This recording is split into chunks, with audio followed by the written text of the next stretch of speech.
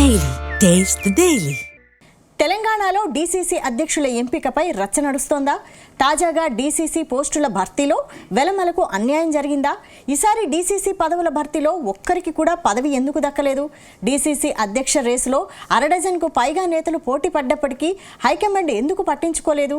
Congress party కోసం వెలమలు ఎంతో కష్టపడ్డా పదవుల్లో మాత్రం అన్యాయం జరిగిందనే చర్చ జరుగుతోందా?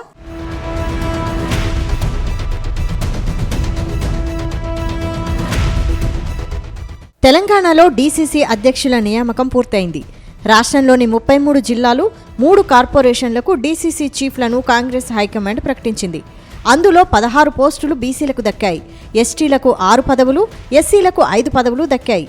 ఇక మైనారిటీలకు 3, ఓసీలకు 6 పోస్టులు కేటాయించారు. ఇక బీసీలకు 42% రిజర్వేషన్ల కోసం ప్రయత్నాలు చేస్తున్న కాంగ్రెస్ పార్టీ పదవుల్లోనూ ఆ వర్గానికి పెద్దపీట వేసింది.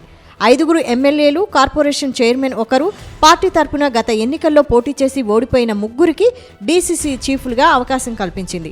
అయితే ఈసారి వెలమ సామాజిక వర్గానికి మాత్రం డీసీసీ పదవుల ఎంపికలో అన్యాయం జరిగిందనే చర్చ జరుగుతోంది. గతంలో 5 నేతలకు డీసీసీలుగా ఛాన్స్ ఇచ్చారు.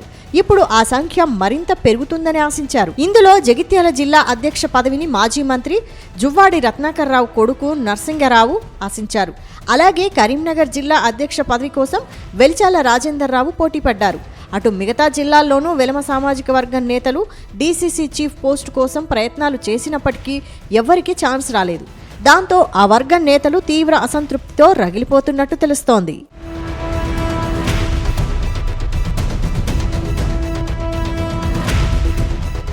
ప్రస్తుతం తెలంగాణలో డీసీసీ అధ్యక్ష పదవుల ఎంపికపై రచ్చ నడుస్తోంది. ఈసారి డీసీసీ పదవులు భర్తీలో వెలమ సామాజిక వర్గానికి తీవ్ర అన్యాయం జరిగిందని ఆ వర్గం నేతలు ఆవేదన చెందుతున్నారు.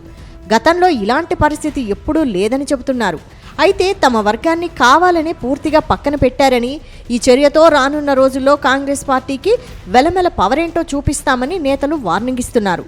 ఇప్పటికే మంత్రివర్గం విస్తరణలోనూ అన్యాయం జరిగింది.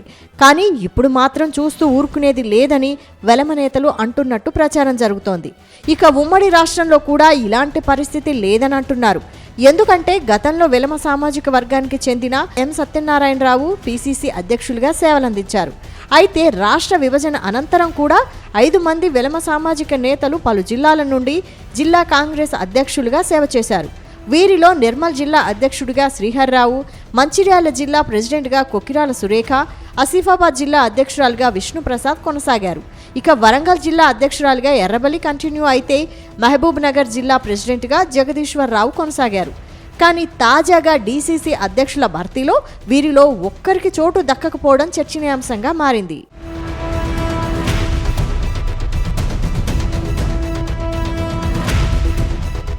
మరోవైపు ప్రస్తుతం కాంగ్రెస్ ప్రభుత్వంలో వెలమ సామాజిక వర్గం నుంచి 7 ఎమ్మెల్యేలున్నారు.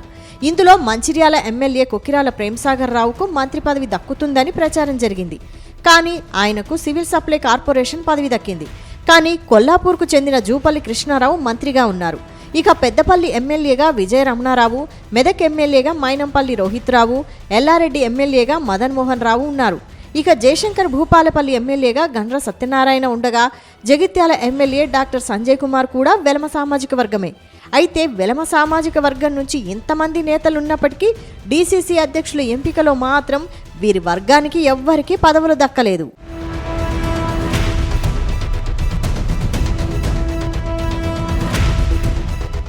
ఇదిలా ఉంటే గత బీఆర్ఎస్ ప్రభుత్వం 10 ఏళ్ల పాలనలోనూ వెలమ సామాజిక వర్గానికి చెందిన నేత కేసీఆర్ ముఖ్యమంత్రిగాను పనిచేశారు. కేసీఆర్ ముఖ్యమంత్రిగా ఉన్న సమయంలో వెలమ సామాజిక వర్గానికి అత్యధిక పోస్టులు దక్కాయి. అటు అధికార వర్గాల్లోనూ వెలమ సామాజిక వర్గం అధికారులు కీలక పాత్ర పోషించారనే ఆరోపణలున్నాయి. మరోవైపు ప్రస్తుతం బీఆర్ఎస్ తరపున 5 ఎమ్మెల్యేలు వెలమ సామాజిక వర్గం నుంచి ప్రాతినిధ్యం వహిస్తుండగా ఒకరు బీజేపీ నుంచి గెలుపొందారు. మొత్తం శాసనసభలో 10% మంది ఈ సామాజిక వర్గానికి చెందిన వారున్నారు. కానీ ఇతర పోస్టుల్లో మాత్రం వెలమ నేతలను పట్టించుకోవడం లేదన్న చర్చ జరుగుతోంది. ఇక కార్పొరేషన్ పదవుల భర్తీలోనూ వెలమలకు అన్యాయం జరుగుతుందని అంటున్నారు. ప్రస్తుతం కార్పొరేషన్ పదవుల్లో ఒక్క జగదీశ్వరరావుకు అవకాశం కల్పించారు. ఇప్పుడు డీసీసీ పదవుల్లోనూ వారికి అన్యాయం జరిగిందని అంటున్నారు.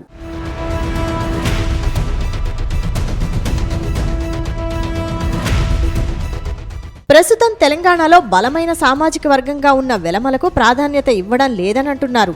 అయితే పదవుల విషయంలో తమ సామాజిక వర్గాన్ని పక్కన పెడితే రాబోయే రోజుల్లో కాంగ్రెస్ పార్టీకి నష్టమని ఆ వర్గం నేతలు అంటున్నారు. ఇప్పటికైనా వెలమలకు అటు ప్రభుత్వం ఇటు పార్టీ పదవుల్లో అత్యధిక ప్రాధాన్యత ఇవ్వాలని కోరుతున్నారు. మరి వెలమల విషయంలో ప్రభుత్వం ఎలాంటి చర్యలు తీసుకుంటుందో తెలియాలంటే మాత్రం కొద్ది రోజులు ఆగాల్సిందే.